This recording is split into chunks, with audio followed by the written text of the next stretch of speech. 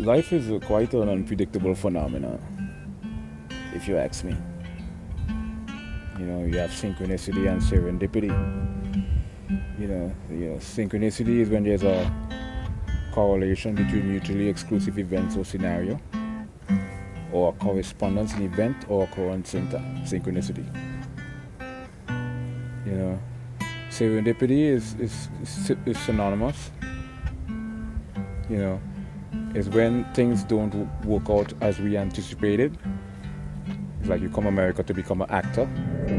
So ambiguity means indecisiveness, uncertainty,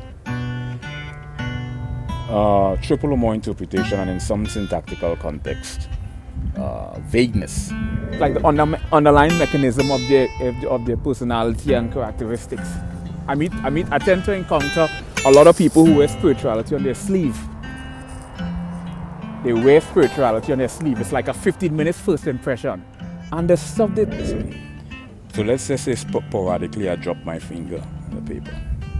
So it's a point at the horizon where the two receding lines... Language, man. It's a vibration, it's an energy, it's a... How would I put this into perspective? I don't think